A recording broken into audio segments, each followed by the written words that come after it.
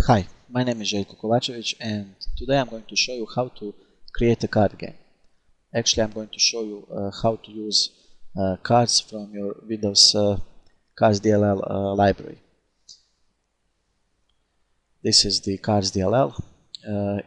If you use Windows XP, it is already in your system, somewhere in your Windows directory, but if you use Windows Vista or Windows 7, you need to download this DLL from the internet or copy it from another XP machine. Okay, so what we are going to show is what is contained in this Cards DLL library and how to use it. We can easily show the content of the Cards DLL by using Resource Hacker. Actually, this program will allow us to see what resources are contained in that DLL.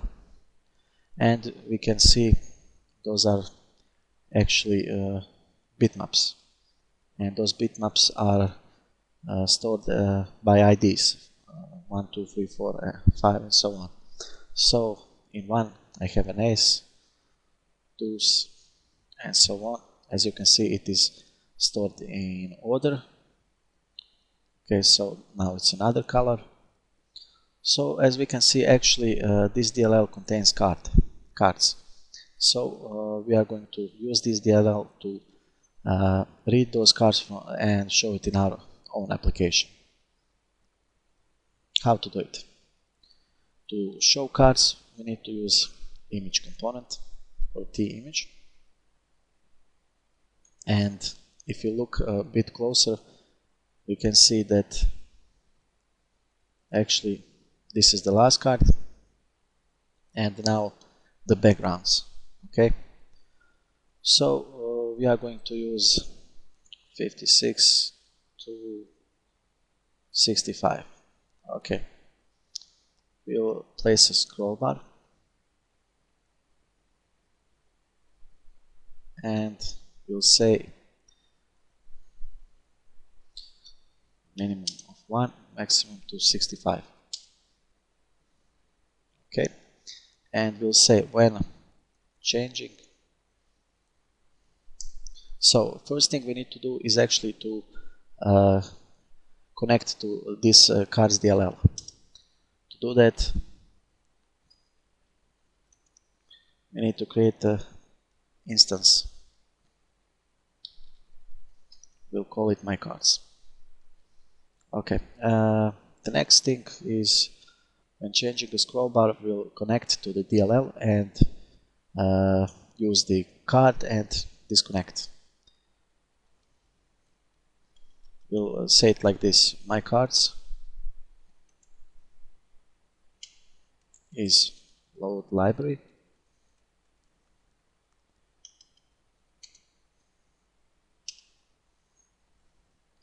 cards DLL.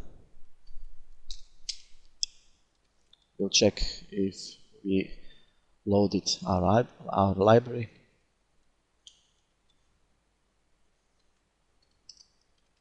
If not,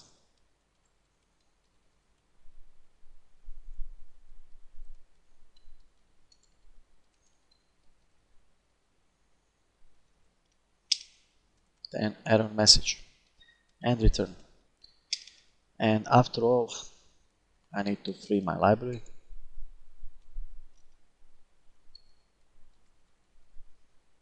Okay, so each time a slider actually changes its position, I will say image, picture, bitmap, load from resource ID. Okay, so first we specify an instance. It must be unsigned. My instance is actually my cards. Okay, and now I need to specify ID. So if I specify 54, then this picture will actually appear. If I specify 1, it will this picture will actually appear. So I'm going to say simply scroll bar position. Okay, and let's see.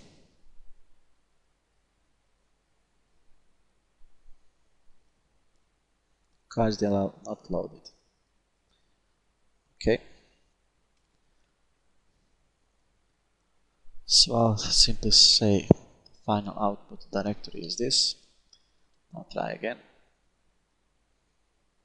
Okay, now it works. 1, 2, 3. And as you can see, we are browsing the cards. We can choose whatever we like. So this is actually how we can use those cards from the cards DLL. You simply load a library or DLL and use the resource by ID. So you need a program like Resource Hacker that actually will show you the resources in your DLL, and when you know its ID or its name, then you simply use these methods like this. Okay, so and that's pretty much it. Now I'll show you actually my own memory game that I've created using this cards DLL.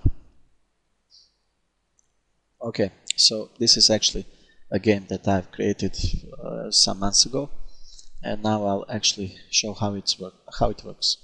So this is a memory game, meaning random cards will appear, and you need to select two the same cards to actually win the game.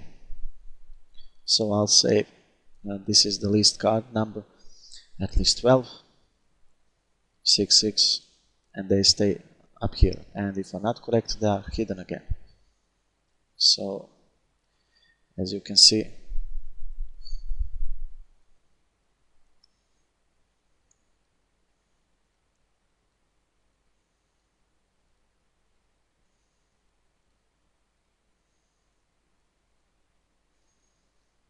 and that's it, game over. So as you can see, it is a real simple thing. I'll show you a code. This is all that is necessary.